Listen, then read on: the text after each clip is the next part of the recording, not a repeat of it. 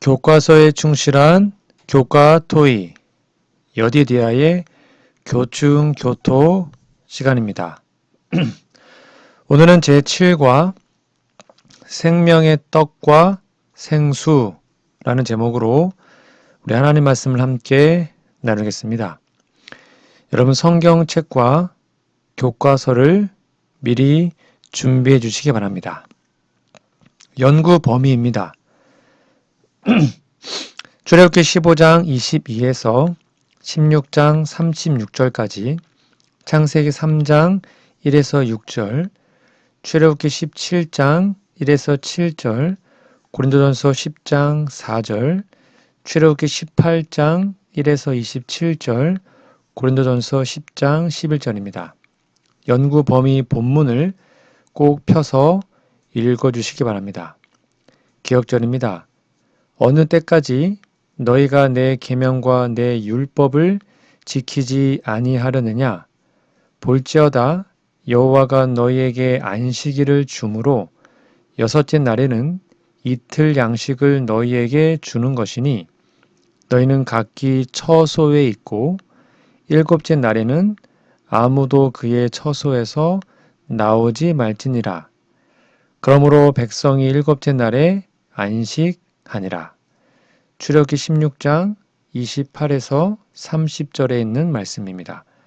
기억절 노래 들으시고 이어서 말씀 연구를 진행하겠습니다. 3기 7과 어느 때까지 너희가 내 계명과 내 율법을 지키지 아니하려느냐? 볼지어다 여호와가 너희에게 안식일을 주므로 여섯째 날에는 이틀 양식을 너희에게 주는 것이니 너희는 각기 처소에 있고 일곱째 날에는 아무도 그의 처소에서 나오지 말지니라. 그러므로 백성이 일곱째 날에 안식하니라. 출애굽기 16장 28에서 30절.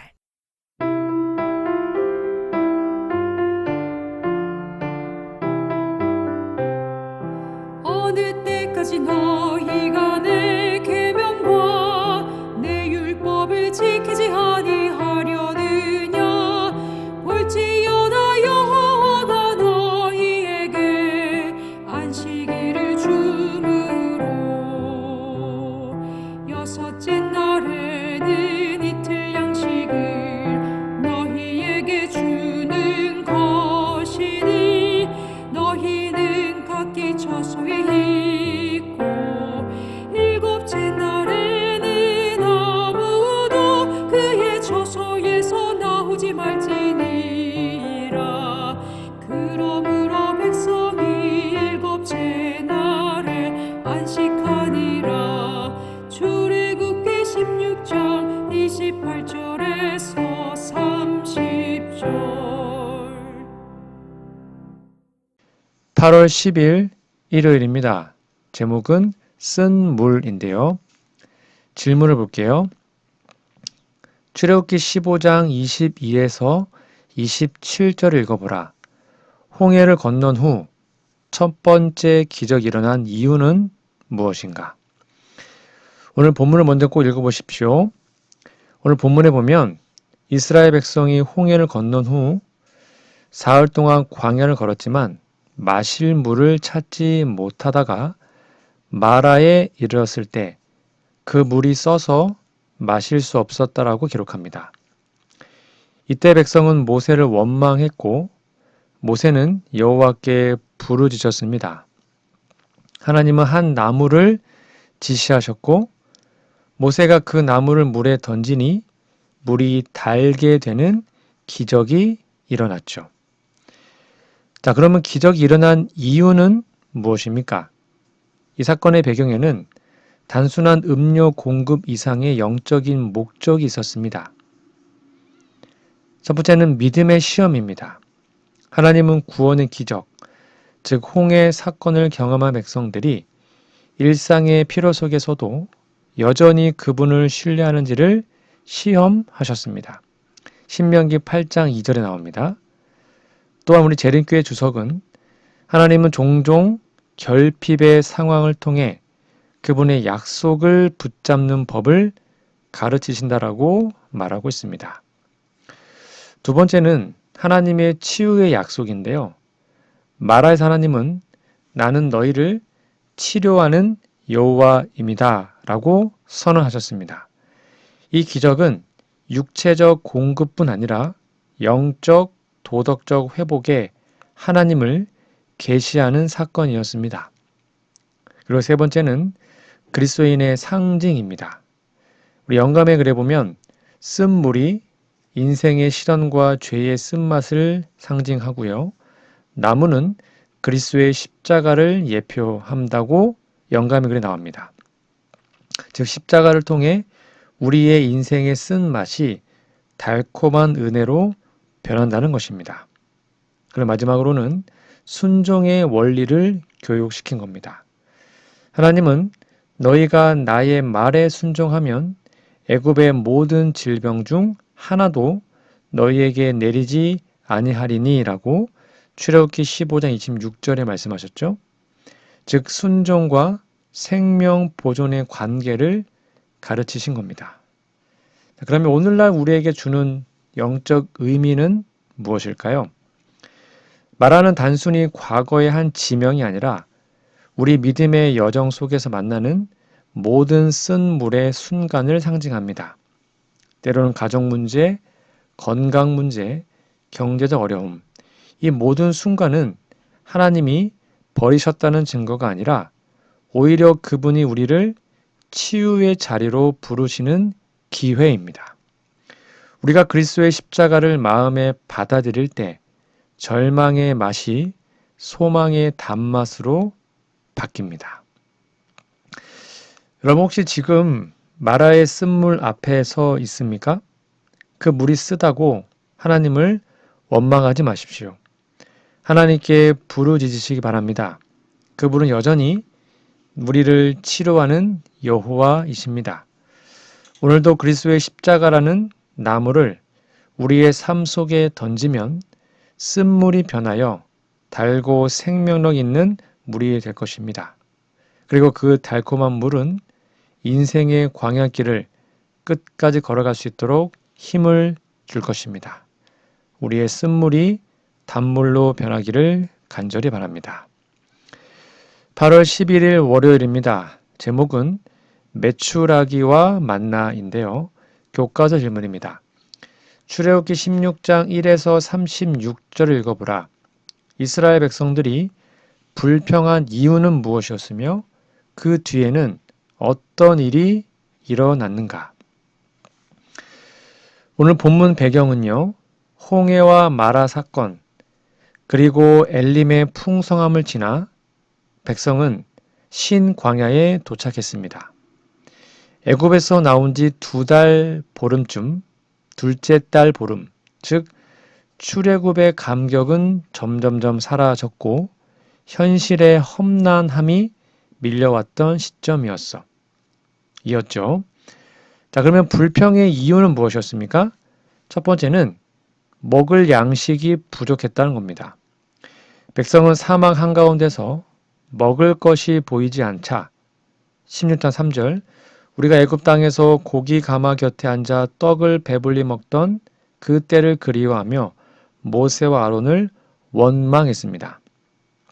이 불평은 과거를 미화하고 하나님의 구원보다 당장의 편안함을 우선하는 인류 보편의 연약함을 드러냅니다. 대림교회 주석에도 이 원망을 믿음 부족의 결과이자 광야학교에서 배워야 할 첫 번째 교훈이라고 설명하고 있습니다. 두 번째는 영적인 기억 상실이었죠. 불과 얼마 전에 홍해의 기적을 체험했지만 그 은혜를 잊어버린 겁니다. 이런 인간이 영적 경험을 지속적으로 새기지 않으면 쉽게 불신으로 돌아간다는 교훈을 보여줍니다. 그러면 그 뒤에 일어난 일은 뭐였죠?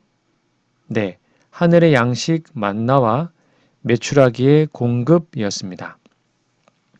하나님은 원망에도 불구하고 그들의 필요를 채워주셨죠. 16절 13절에 보면 저녁에는 메추라기를 보내 고기를 먹게 하시고 아침에는 하늘에서 내린 만나를 공급하셨습니다. 만나 이런 뜻 아시죠? 만나는 뭐냐면 이것이 무엇이냐라는 뜻으로 전혀 새로운 은혜의 양식이었죠. 그리고 만나를 통한 순종 훈련을 지속하십니다. 매일 그날 먹을 만큼만 거두시고 안식일 전날에는 2배를 거두어서 안식일에는 거두지 않게 하셨죠. 이는 일용할 양식을 의지하는 법, 하나님 의지하는 법과 안식일의 성결, 안식일 준수를 가르치는 시험이었습니다. 영감의 글에도 만나는 그리스도의 생명의 떡을 예표하며 안식일 제도는 시내산 율법 반포 이전부터 유효했음을 보여주는 증거라고 설명하고 있죠. 그런데 불순종의 결과가 있었습니다. 어떤 사람들은 욕심을 부려 만나를 남겼다가 썩어서 벌레가 생겼고, 또 어떤 사람들은 안식일에 나가 거두려 했지만 얻지 못했습니다. 하나님은 이를 통해서 순종의 필요성과 안식일이 단순한 율법 조항이 아니라 하나님의 창조, 구속, 언약의 표징임을 재강조하셨습니다. 그리고 기념의 명령을 하셨는데요.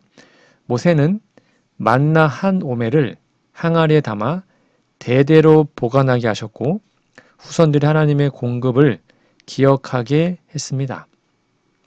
이는 예배와 교육 속에서도 하나님의 인도하심을 잊지 말라는 신앙의 역사 교육이죠. 오늘날 우리에게 주는 영적 의미는 무엇일까요?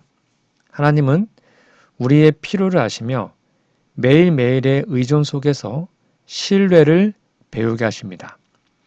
불평은 영적 기억 상실에서 옵니다. 매일 말씀과 기도로 구원의 은혜를 기억해야 합니다. 안식일은 광야 시대부터 하나님이 주신 특별한 표징입니다. 일상의 리듬 속에서 하나님과의 관계를 회복하고 그분의 공급과 구속을 기념하는 날로 지켜야 합니다. 그리스도는 하늘에서 내려온 참 생명의 떡이십니다. 만나처럼 날마다 그분을 먹고 마셔야 합니다. 여러분 지금 혹시 광야 같은 삶에서 이제는 살 길이 없다고 생각하십니까? 하나님은 이스라엘의 불평에도 불구하고 만나로 그들을 먹이셨습니다. 그분의 은혜는 우리의 완벽함이 아니라 그분의 신실하심에 근거합니다. 오늘도 주님은 요한복음 6장 35절에 나는 하늘에서 내려온 생명의 떡이다라고 말씀하십니다. 당장 내일을 걱정하지 말고 오늘 주시는 은혜를 거두십시오. 그리고 안식일을 거룩히 지키며 하나님의 공급과 구속을 기념하는 백성으로 사시기 바랍니다.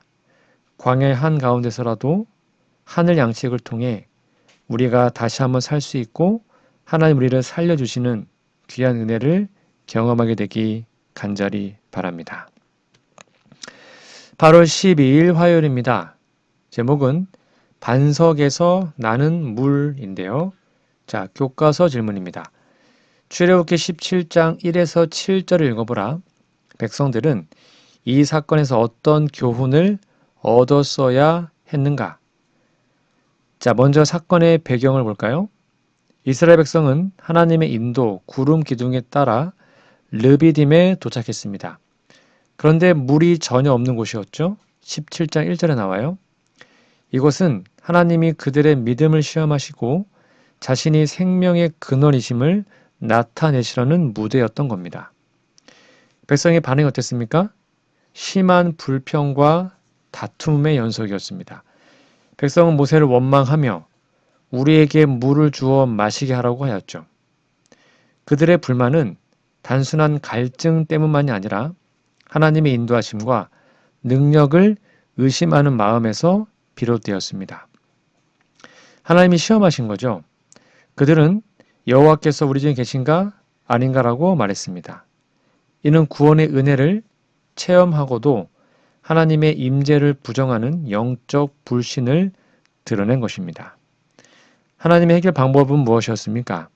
하나님은 모세에게 호렙산의 반석을 지팡이로 치게 하셨고 거기서 물이 터져나와 백성이 마셨습니다. 여러분, 성경에서 반석은 그리스도의 상징이죠. 고린도전서 10장 4절에 바울은 그 반석은 곧 그리스도시다 라고 해석합니다. 영감의 글에도 이 반석이 십자가에서 찔리신 예수님의 모습을 예표하며 그분이 십자가에서 하나님께 맞음으로 인류를 위해 생수를 흘러보내셨다고 설명하고 있습니다. 자, 그러면 그들이 얻었어야 할 교훈은 무엇입니까? 첫 번째, 하나님의 인도에 대한 신뢰입니다. 구름기둥과 불기둥이 인도하는 곳이라면 비록 눈앞에 물이 없어도 하나님께서 반드시 공급하신다는 믿음을 가져야 했습니다. 두 번째는 원망보다 기도해야 된다는 것이죠. 필요를 느낄 때 불평으로 반응하지 말고 하나님께 직접 간구해야 한다는 교훈입니다. 제른케 주석은 이 사건을 기도의 자리로 가야 할 때 불평의 자리로 가는 인류의 반복된 실수라고 지적합니다. 그리고 세 번째는 그리스도 의존의 삶이 중요함을 기억하라는 것이죠. 반석에서 나온 물처럼 영원한 생명은 오직 그리스도께로부터 흘러나옵니다. 오늘날 우리는 말씀과 성령을 통해 매일 그 생수를 받아야 합니다. 마지막으로 하나님을 시험하는 것을 하지 말아야 됩니다. 여기 마사와 무리바라는 이름은 시험과 다툼인데요. 하나님의 백성이 불신의 태도를 버려야 함을 경고하는 표징이죠. 자, 그럼 이것이 오늘날 우리에게 주는 의미는 무엇입니까? 우리의 인생 광야에서도 물이 끊기는 순간이 있습니다.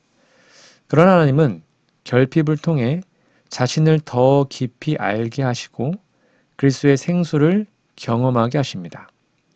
믿음의 눈으로 보면 광야의 메마른 돌 위에도 생명의 근원이 숨겨져 있습니다.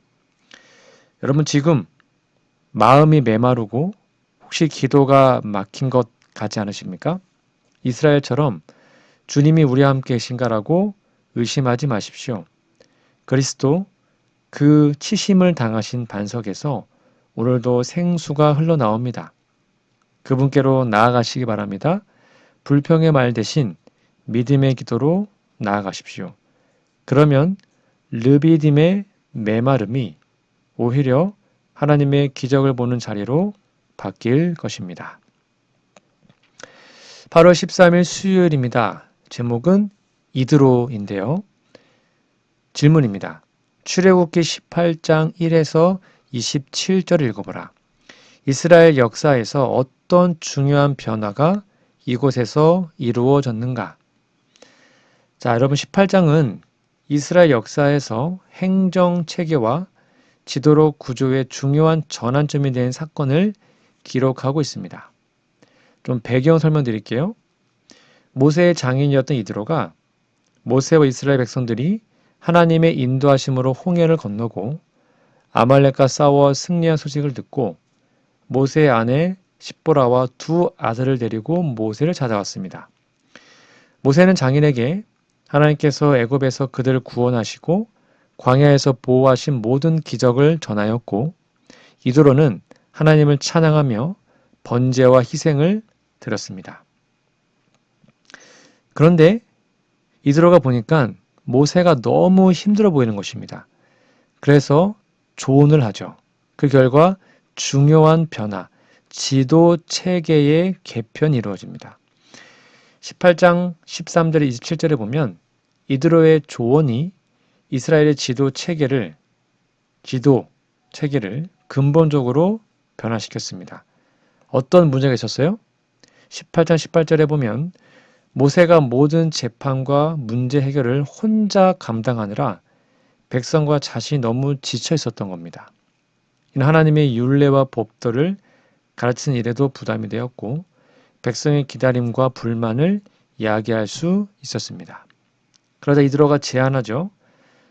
하나님을 두려워하고 진실하며 불의한 이익을 미워하는 유능한 사람들을 선택해서 천부장, 백부장, 50부장, 10부장으로 세우고 작은 일은 그들이 판결하게 하고 어려운 일만 모세에게 가져오게 하라는 것이었던 겁니다.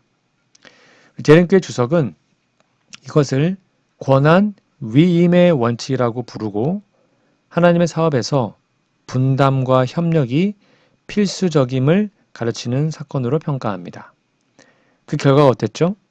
모세가 이 조언을 받아들여서 체제를 정비했고 이로써 이스라엘은 광야 여정 동안 질서 있고 효율적인 지도 구조를 갖추게 되었던 겁니다.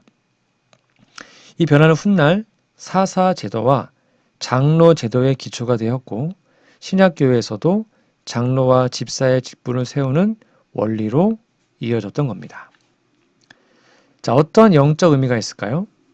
영감의 글에는 이 사건을 통해 하나님은 지도자가 모든 일을 혼자 감당하도록 의도하지 않으셨으며 각 사람의 은사와 책임을 활용하여 하나님의 사업을 함께 이루도록 하셨다라고 말합니다. 이는 오늘날 교회 사역에서도 지도자와 평신도의 협력이 필수적임을 보여주고 있습니다. 또한 이 사건은 겸손과 수용성의 모범입니다. 모세는 하나님과 직접 교통하는 지도자였지만 장인의 현명한 조언을 듣고 즉시 실행했습니다. 이는 하나님께 주시는 지혜가 예상치 못한 사람을 통해서 올 수도 있음을 보여주는 것이죠. 여러분, 오늘날 우리도 하나님의 사업을 감당할 때 모든 일을 혼자 짊어지는 유혹에 빠질 수 있습니다. 그러나 하나님은 각자에게 은사를 주시고 협력과 분담 속에서 사역이 성장하게 하십니다. 또한 우리의 위치나 경험이 아무리 높아도 경건하고 성경적인 조언이라면 겸손히 받아들일 수 있어야 합니다. 여러분, 교회와 가정, 그리고 하나님께서 맡기신 사명 속에서 혼자 모든 것을 감당하려 하지 마십시오. 하나님께서 함께 싸울 동역자를 예비하셨습니다. 서로의 은사를 인정하고 나누어 쓸 때 하나님의 백성은 더욱 강하고 건강하게 전진하게 될 것입니다. 8월 14일 목요일입니다. 제목은 생명의 떡과 생수입니다.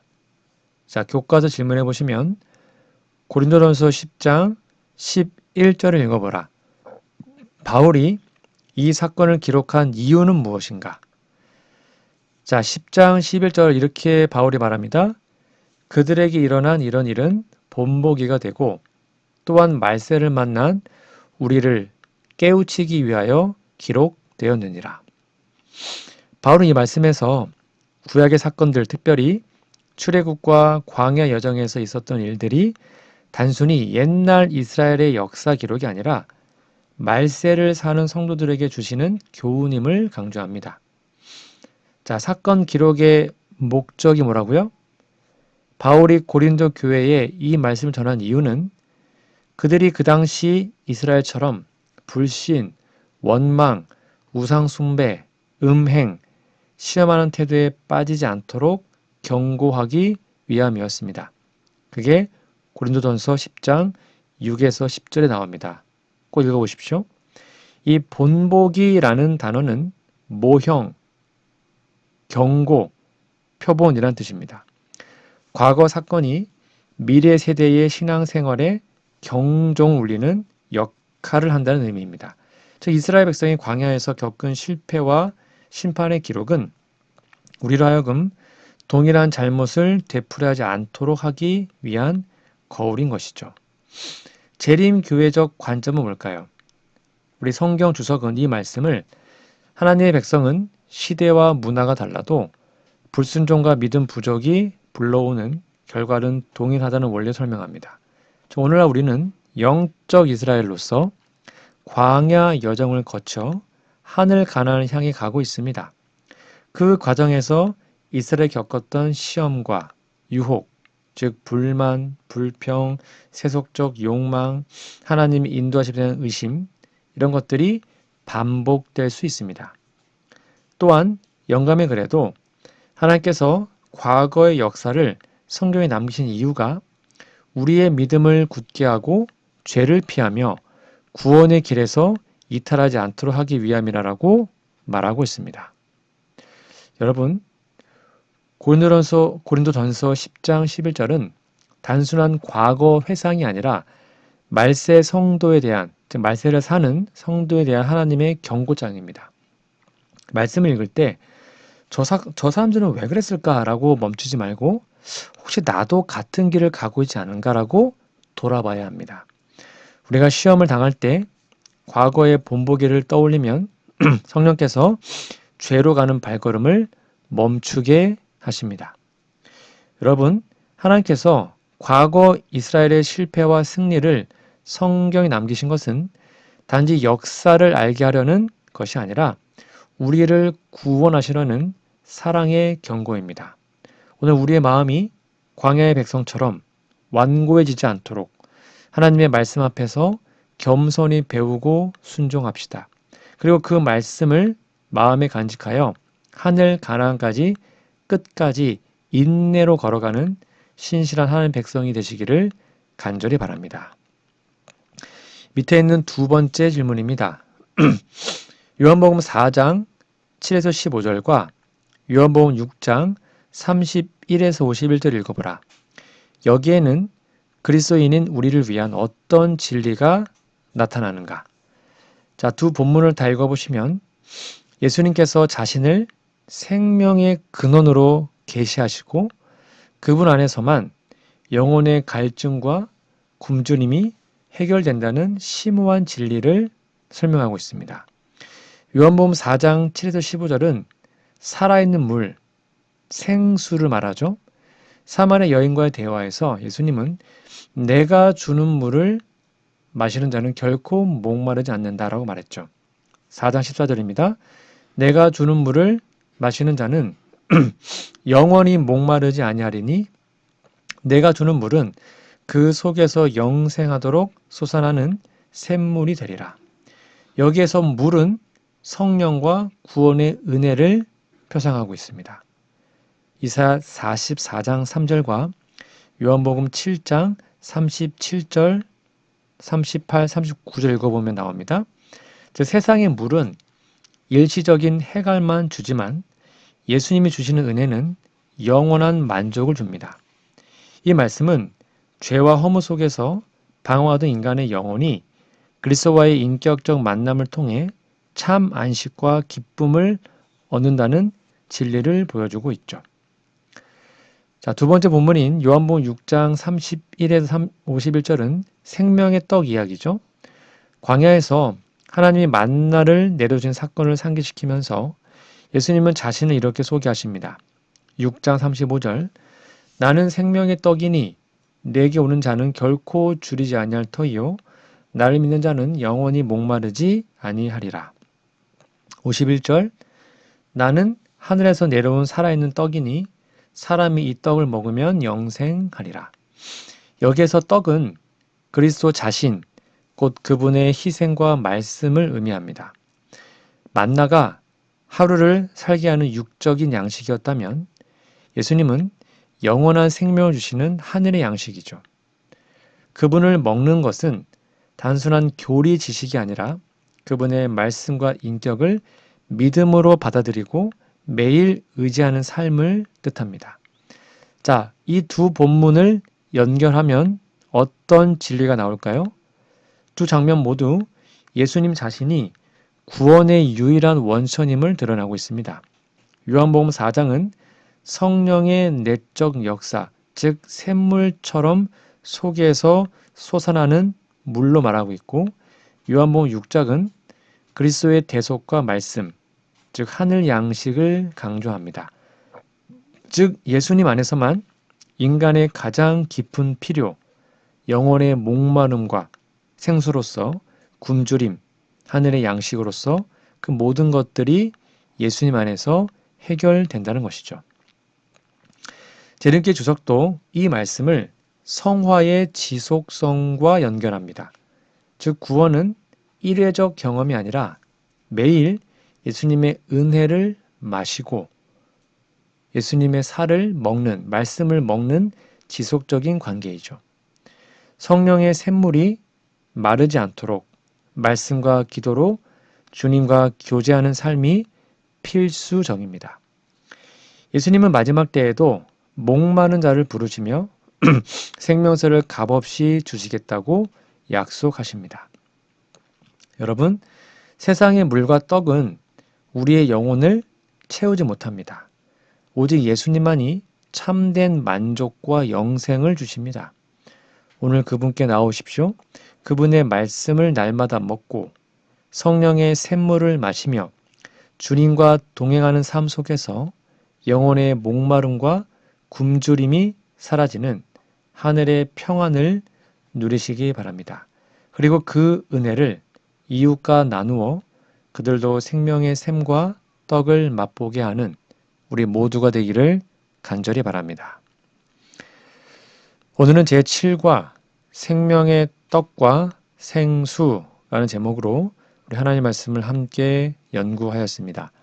여러분, 연구 범위 성경 본문을 꼭 펴서 읽어주시고 우리 기억절도 외워주시면 감사하겠습니다.